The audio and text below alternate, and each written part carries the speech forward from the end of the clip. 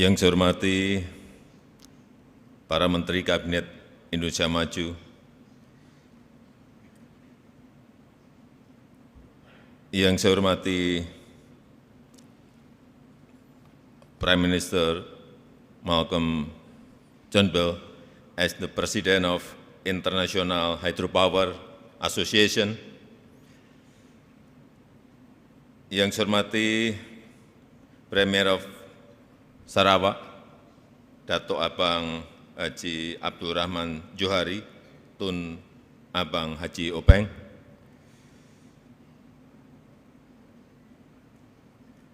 yang saya hormati Minister of Energy, Renewable and Hydrogen of Queensland, yang saya hormati Minister of Energy and Water Resources of Tajikistan, Gubernur Bali, Bapak Ibu tamu undangan yang saya hormati. Saya mengapresiasi terselenggaranya World Hydropower Congress 2023 ini yang memilih lokasi di Indonesia. Semoga keindahan alam Bali dapat menginspirasi dan menghasilkan rekomendasi bagi bumi yang lebih lestari. Karena memang bumi kita tengah sakit. PBB menyebutkan saat ini bukan lagi global warming, tapi sudah masuk ke global boiling. Kenaikan suhu bumi jika dibiarkan mencapai lebih dari 1,5 derajat Celcius, maka diprediksi akan mengakibatkan 210 juta orang mengalami kekurangan air. 14% populasi akan terpapar gelombang panas, dan 290 juta rumah akan terendam banjir pesisir, dan 600 juta orang akan mengalami malnutrisi akibat gagal panen. Dan ini adalah ancaman yang nyata bagi kita semuanya.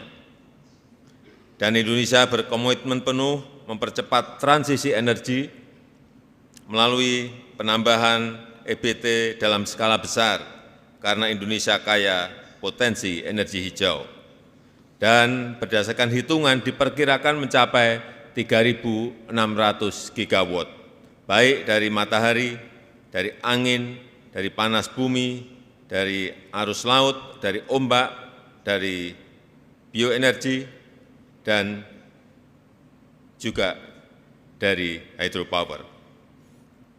Terkait potensi hidro, Indonesia memiliki lebih dari 4.400 sungai yang potensial, dan 128 diantaranya adalah sungai besar, seperti Sungai Mamberamo yang memiliki potensi 24.000 megawatt.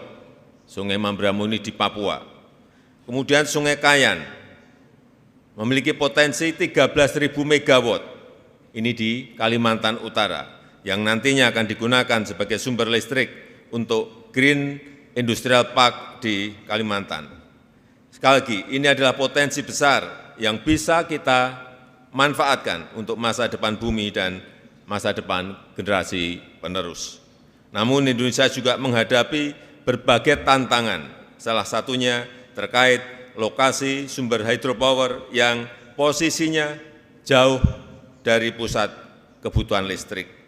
Sehingga pemerintah Indonesia telah membuat blueprint percepatan jalur transmisi yang menyambungkan listrik dari lokasi hydropower menuju pusat pertumbuhan ekonomi dan pusat pertumbuhan industri, sehingga nilai kemanfaatannya menjadi lebih tinggi. Selain itu, tantangan lainnya adalah pendanaan dan alih teknologi. Pendanaan dan alih teknologi, di mana ini membutuhkan investasi yang tidak sedikit dan membutuhkan kolaborasi dengan seluruh kekuatan ekosistem hidro di dunia. Di mana saya berharap World Hydropower Congress ini dapat menjadi forum kolaborasi yang menghasilkan rekomendasi kebijakan dan meningkatkan investasi untuk pemanfaatan energi air bagi ekonomi hijau yang berkelanjutan. Demikian, terima kasih, dan dengan mengucap Bismillahirrahmanirrahim pada siang hari ini secara resmi saya buka World Hydropower Congress tahun 2023. Thank you, Your Excellency. Kindly remain on stage for the official opening procession.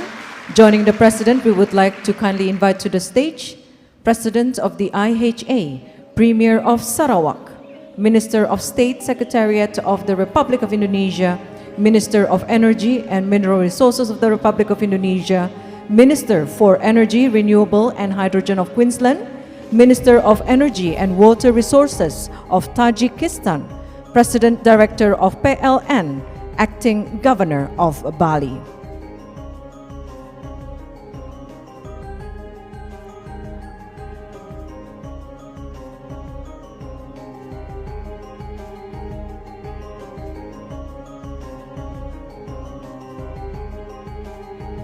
Kulkul is a Balinese traditional instrument to call to action the community towards a collaborative cause. Let us start the opening ceremony of World Hydropower Congress by beating the Bali Kulkul together on a countdown to beat 1, 2, 3.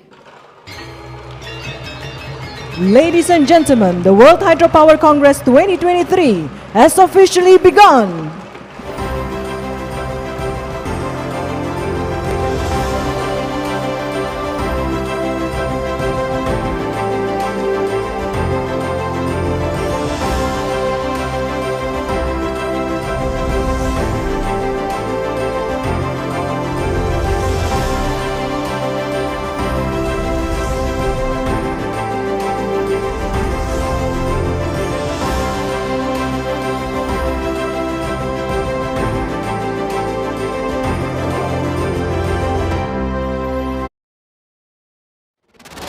Sebagai negara besar harus berani melangkah, harus berani memiliki agenda besar untuk kemajuan negara kita, untuk kemajuan bangsa.